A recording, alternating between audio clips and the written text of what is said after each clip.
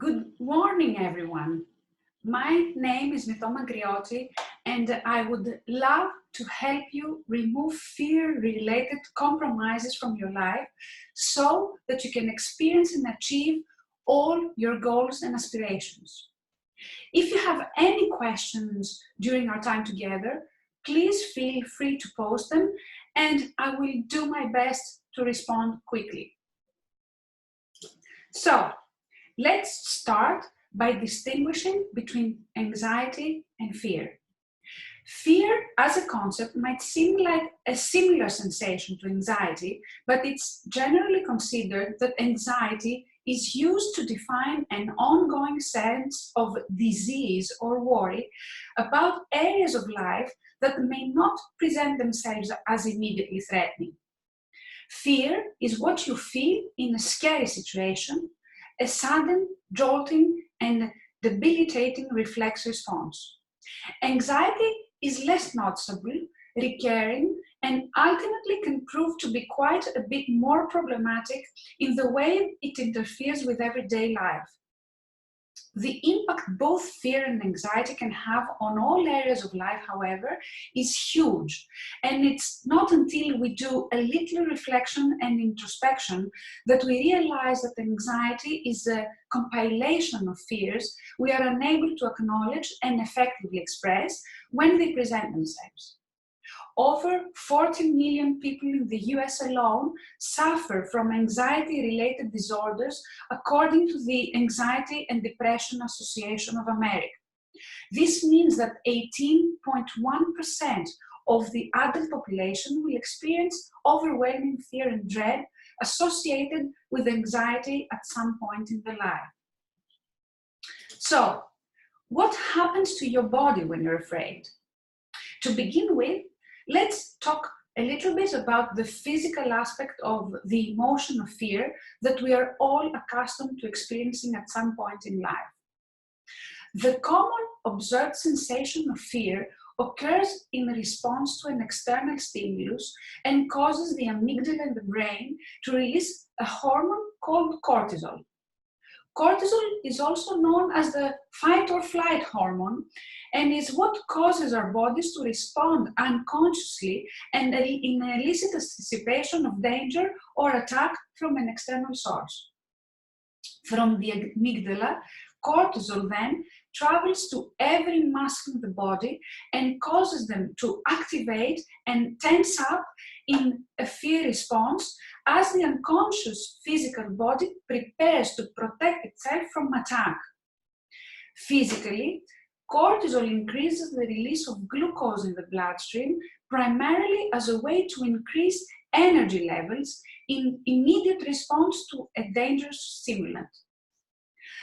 The trouble with this in today's age is that not every stimulus presents a real danger, meaning that the glucose which gets sent into the bloodstream remains unused and over time can build up.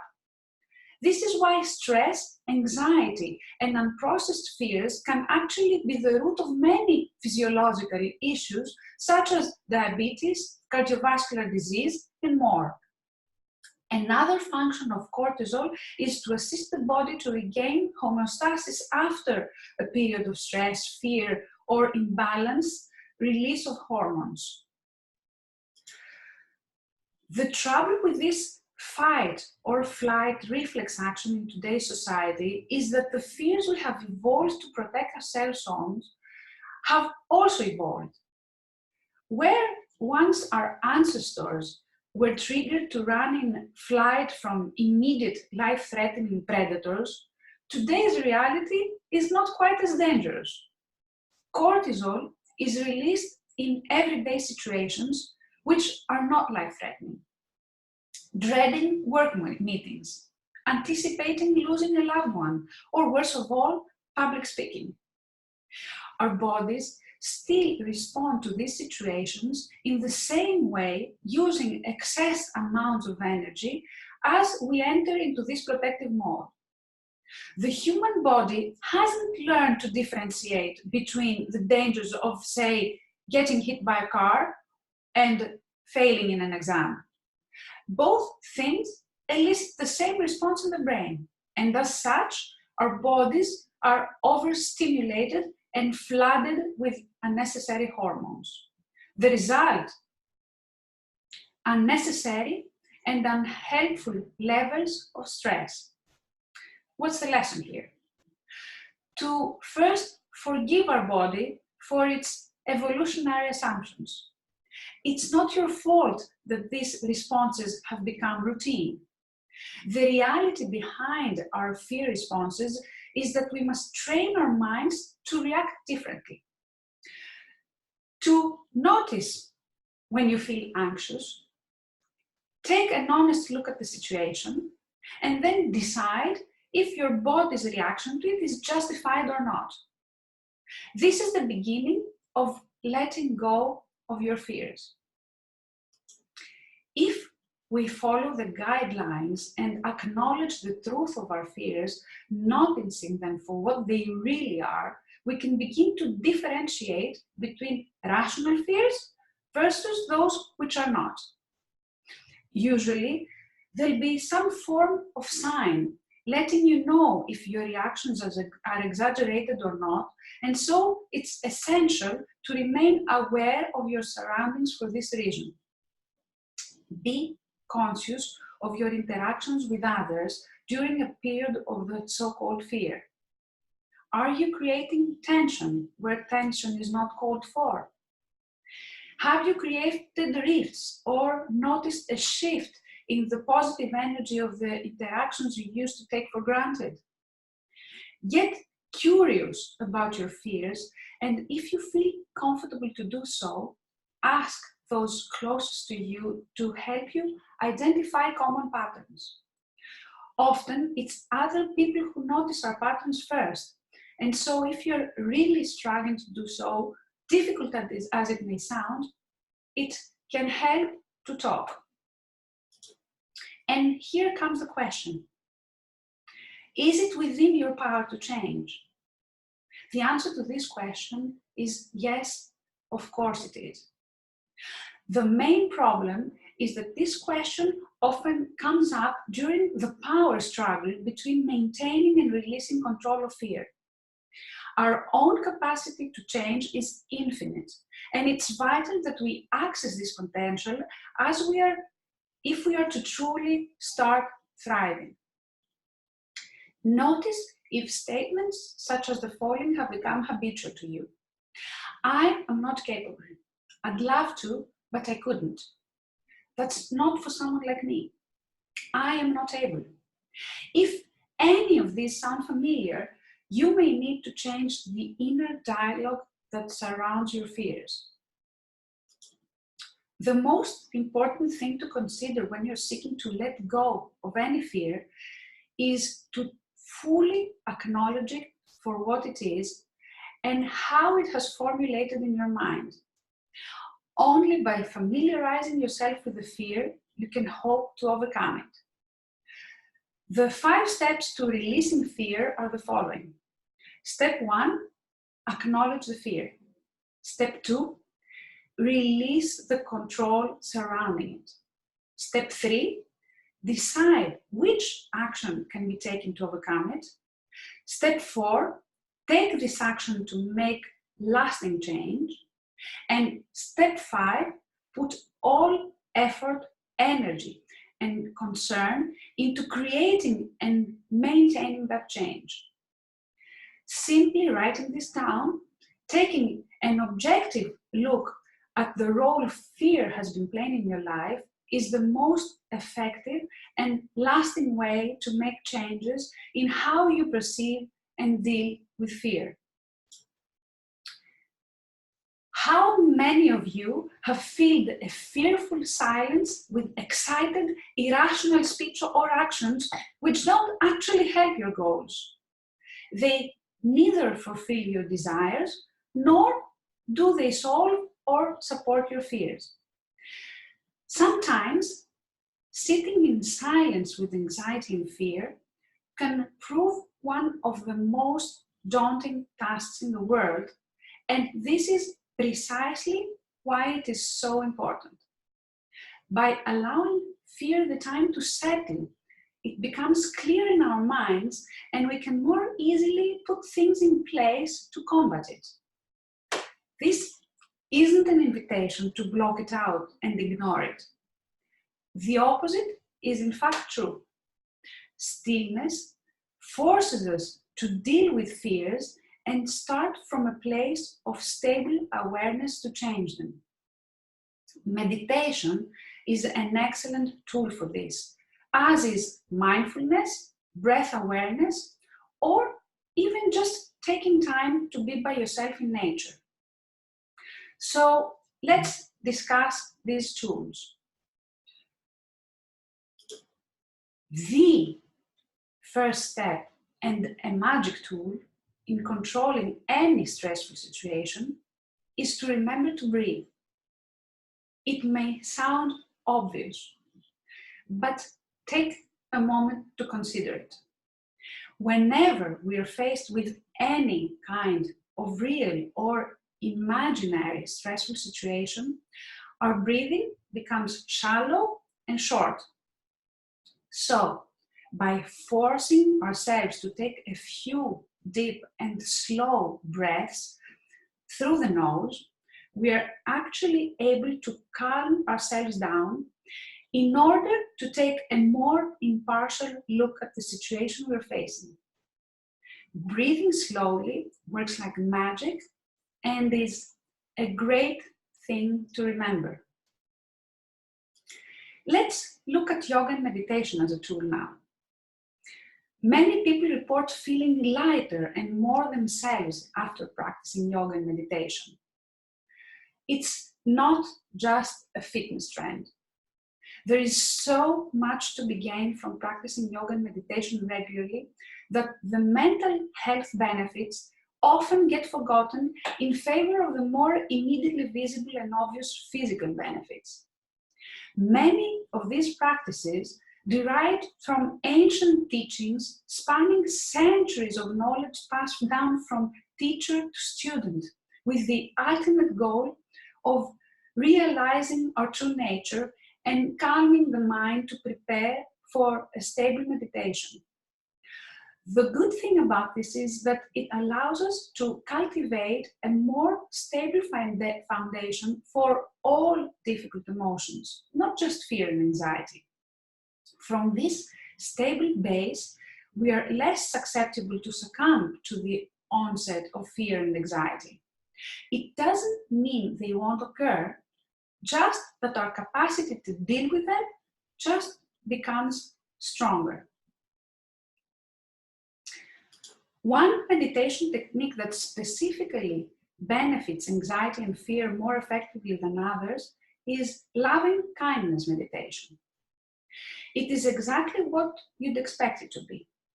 A way for us to direct our attention and awareness back towards a part of us which is comprised predominantly of love, kindness, and acceptance instead of fear. Making this shift away from fear and towards love is hugely beneficial. Focusing awareness on the heart during meditation and repeating heart-centered mantras draws our attention away from the threatening side of experiences and towards the positive, life-enriching aspects. You could give it a try for a few minutes each day. It does not have to be a long meditation session. There are many free apps and YouTube videos that can help you get started. Message me if you need more information. I can give you a few suggestions if you'd like. Another tool is practicing mindfulness. The practice of mindfulness involves remaining present and mindful of the moment, no matter what the situation around us.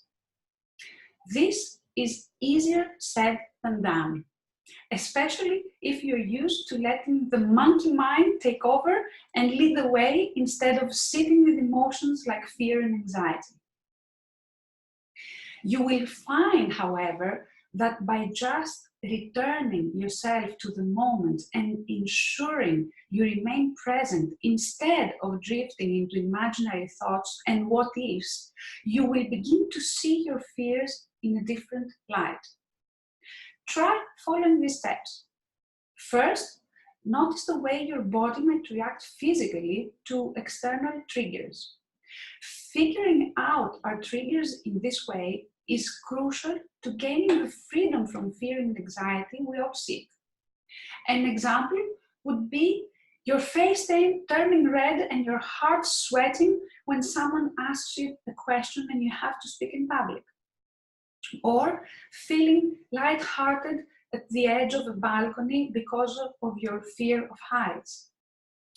Then, notice the small things around you.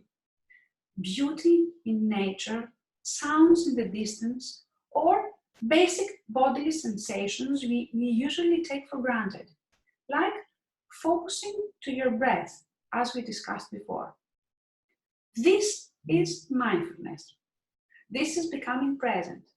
By doing these things, we become able to turn our fears into beneficial surges of energy, which can then be used to our advantage. But let's go a bit more into the details. It's often said that depression occurs when we're living in the past, and fear or anxiety occurs when we try too hard to live in and predict the future. This means that living in the now feels like an almost impossible task. But living in the now is something we have to learn to do if we are to truly let go of fear and release ourselves from its grip for good. As we have already been discussing, through various practices like meditation, mindfulness, and other creative pursuits, you'll find a noticeable difference in the capacity you possess to stay present. Making this a priority as you move forward in life has also proven to be extremely useful in fighting symptoms of other mental and physical illnesses too. Practically though, how do you do that? First, you have to become aware of your thoughts. Whenever you're feeling stress, anxiety, or fear, stop and examine the thought or situation that is causing the feeling. The moment you become aware of it, you're in the present moment. It is that simple. You become the observer of your thoughts and feelings. The next step is to consider if the fear is actually true. Most of the time, we scare ourselves by imagining things that might occur in the future.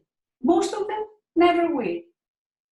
So, you have to shift your focus to the present on where you are, what you're doing right now, instead of an imaginary, dreadful situation in the future. Then, spend some time to visualize what you would love to have instead. If you're afraid your business project will fail, imagine the satisfaction and confidence you will feel when you successfully complete it. If you're afraid to ask someone on a date, picture yourself having a great night out with your date. And a note on that. Fear of rejection is another very common fear that paralyzes us and stops us from taking steps forward. I have discussed this fear in more detail in previous webinars, but I would like to just mention here that getting rejected does not make our situation worse. It just keeps it the same. So there's no need for us to fear asking. Getting rejected on a request is not a reflection on us. It is just that the other person has a different approach or opinion or need about the thing we're asking. If you get a no, just ask the next person. Going back to visualizing the future we want instead of what we fear. If you stay awake at night waiting for your children to come home because you fear something bad may happen to them, just stop and imagine having an amazing Sunday brunch with them instead and go to bed. If you're afraid you're going to mess up on your next company speech, imagine getting a standing ovation instead. I could give hundreds of examples, but the point is that whatever the bad situation, you can create a positive, counteracting thought and imagine that instead. Try it. You will find it very soothing and calming. It will not always be easy to do, but it is worth trying. It's funny how we tend to indulge in the things that least serve us.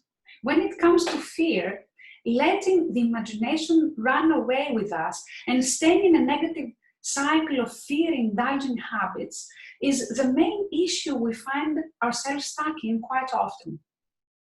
When you observe an emotion, fear or sensation, it's up to you how you deal with it. Indulging in the sensation will strengthen it.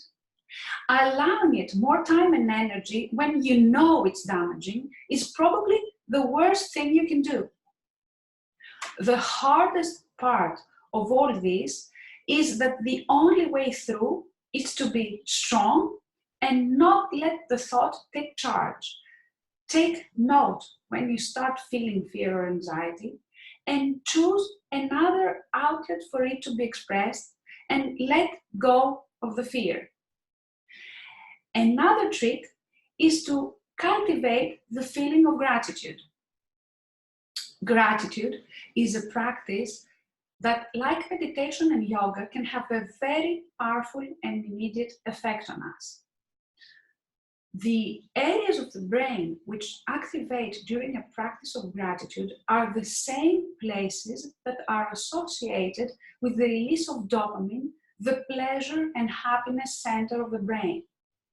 By drawing awareness back into the present moment and away from perceived fears and stories, gratitude has the capacity to bring an anxious, fearful person from a place of uncontrolled anxiety back into the present moment and towards contentment. It really can be that powerful. This fantastic capacity to have both an emotional and physiological response in the body is part of the reason why gratitude is so powerful. It is an all-round healing tool for releasing fear, anxiety, and negativity. So, what are you grateful for? List 3 things now. There is a state of consciousness known as the flow state, which is characterized by periods of intense focus and undistracted concentration on one specific task. Studies have shown that those who spend more time in flow experience lower levels of anxiety and fear, and so it can be a very effective way to manage this. Many artists describe their most profound artistic insights as stemming from a state of flow, and it's also known to be a period of low emotional fluctuations where the areas of the brain associated with learning, happiness, and positivity are active. Conclusion: in order to experience what it's like to let go of fear and reduce anxiety, we need to spend time more in the flow. But what does that mean? Flow looks different for everyone. For some, it can be more obvious creative pursuits like writing, journaling, singing, drawing, painting. But these are definitely not the only ways. Absorbing activities such as gardening, walking, running, reading, cooking, cleaning, and even just being wholly absorbed in your work for a period of time are all ways to spend time in flow. The trick is to find what this is for you. Sometimes the most effective way to let go of fear is simply to let go a little bit and learn how to trust. It has been proven that fear and anxiety regularly stem from a deeply ingrained need to control our environment and the fear of trusting it. The reason for this is that anxiety thrives on the possibilities of failure and disaster that it finds in every given situation. Even if there are no apparent threats, anxiety will find the worst case scenarios in everything and zoom in on them. Sound familiar? While being aware of this is helpful, it's not always enough to combat the intensity of your fears. Building self-trust is essential for this. Self-trust is only established through having a real and honest connection to your emotions. Honoring emotions when they arise for precisely what, how, and as they are can be a difficult task. Release the need for others' opinions and approval. Many of us seek approval from peers, family, and partners simply for the rush of dopamine it provides. Identifying this kind of pattern can be hard to admit and face, but will ultimately strengthen your resolve in the long run. As we honor our feelings, be it crying when you're sad, expressing gratitude when you're grateful, or allowing an emotion of admiration to surface about someone we love, we create a safe space for that emotion to exist. Reducing the resistance surrounding it creates a nurturing space for that emotion, just as we cultivate a safe space to nurture a child. Our feelings must be acknowledged, supported, and given the opportunity to grow. By doing this, we can begin to allow the problematic emotions and begin the journey towards moving past them.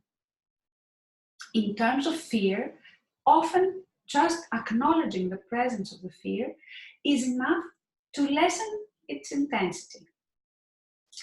Many modern holistic medicinal approaches, like functional medicine, will advocate the importance of assessing the root causes of illness. This is because there is simply no point in treating the symptoms of any illness, be they mental or physical, with drugs or other prescribed methods without addressing the cause. By treating symptoms, you reduce only symptoms. In discovering the root causes, you can easily get to the bottom of these root causes and remove them for good, or at the very least, help yourself or a loved one to become aware of what's truly underlying fears and anxieties. The same goes for fear. You can't possibly hope to remove your fears for good without doing a little bit of inner work and seeking to acknowledge what may be the reason or origin of beliefs behind it all. Expressing emotions does not come easy to everyone. Emotional intelligence and the language of emotions refer to becoming skillful and aware in the way that we experience and express emotions on a regular basis. How often have you heard phrases like, "I'm just stressed out," or "I'm just really tired," used to cover up sensations of fear, anxiety, and other related issues? It's one thing to use these words as an excuse not to talk about the roots of the issue. It's another thing entirely to believe them as fact. Becoming emotionally literate is vital if we are to begin to take control of our emotional state and let go of emotions that no longer serve us, like fear. Quite often, it's not a case of emotional literacy, merely that many of us require a safe space in which to express these feelings. Learning to let go truly is the only way to access unlimited contentment and satisfaction in life. Whether it's fear, anger, love, hate, any example of intense emotion can be hugely impacted by cultivating the ability to let go. Letting go does not mean ignoring your difficult emotions. Letting go involves an intricate process of looking, acknowledging, accepting, and moving through your difficulty to truly process it and assimilate any important life lessons you will undoubtedly learn from it. When it comes to fear, the processes might differ slightly from those involved in letting go of, say, a loved one that was not meant to be, or even grief. And also, its fear within its sphere will vary. Sometimes it can seem like the most reckless thing to do, but ultimately, letting go helps us to cultivate a sense of inner strength in ourselves and trust in the world, which then allows for greatness to manifest outwards. So, are you ready to let go? Here is a great fact that you can use to your advantage. Fear and excitement produce the exact same sensations in your body. Shortness of breath, cortisol release, heightened senses. The only difference is what your mind is telling you at the same time. The secret is to trick yourself to go from fear to excitement. How? Using what we discussed before on visualization and what Mel Robbins, the author of the 5-second rule, suggests. First, as we said repeatedly, you have to acknowledge your fear. Next, create a positive, exciting story that counteracts the fear. When you start feeling the fear and the sensations in your body, count from 5 to 1 backwards to yourself and say the rehearsed exciting story. Let me give you an example. I am afraid of talking to my boss to ask for a raise. My exciting story will be returning home and feeling proud of myself and telling my family that I got a raise and I'm taking them out to dinner to celebrate. So before getting into my boss's office, as I am feeling the sensations of fear in my body, I count 5, 4, 3, 2, 1, and tell myself, I am so excited and proud of myself for getting the raise, and I visualize taking my family out to dinner to celebrate. And then I go in. All this technique does is that it changes instantly the narrative in your mind of what corresponds to the feelings in your body. It justifies what you're feeling, but with a positive story instead of fear. Are you ready to try it? Which brings me to my next point. Many of us allow fear to dictate important decisions. We long for the clarity to know exactly what the outcome of everything will be, resisting to take action until the right time presents itself. Unfortunately, this very often leads to the indulgence of fears and a lack of action in any area of life. The reality is that the right time may never actually occur, and waiting for it might end up us in postponing our lives and prolonging states of suffering that really need not be endured. In short, waiting for the right time means that fear wins. Do you want this to happen? If you're serious about combating fear and releasing yourself from anxiety, it's time to take action, to act against limiting beliefs. So think, what will you do to take action? We are almost done for the day, but believe me when I say this is just the beginning of the journey. Fear is a persistent sensation that takes a lot of self-awareness, discipline, and energy management to truly overcome. I know that everyone is capable of doing this, and using some of the things we've discussed today will help. Trust yourself.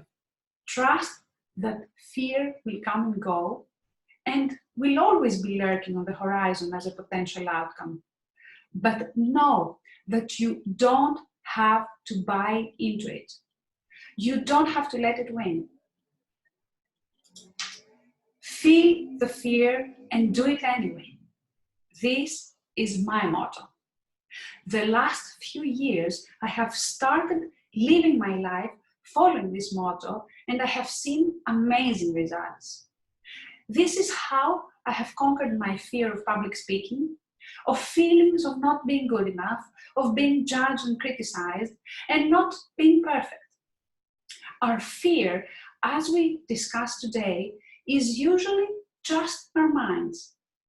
When we find the courage in ourselves to jump that crippling big wall that is stopping us from what we truly want, we usually realize that it was not as difficult as we thought. It was not as hard, and it was not such a big deal. Getting to the other side is liberating, extremely satisfying, and most importantly, builds your self-confidence in ways you cannot even begin to imagine. Every little fear we conquer, every instance of anxiety that we manage to resolve is a step towards a calmer, happier, more confident, more satisfying, stress-free life. Thank you so much for being here with me today. And please don't hesitate to contact me if you need any help for this. Take the next step and conquer your fears. Bye for now.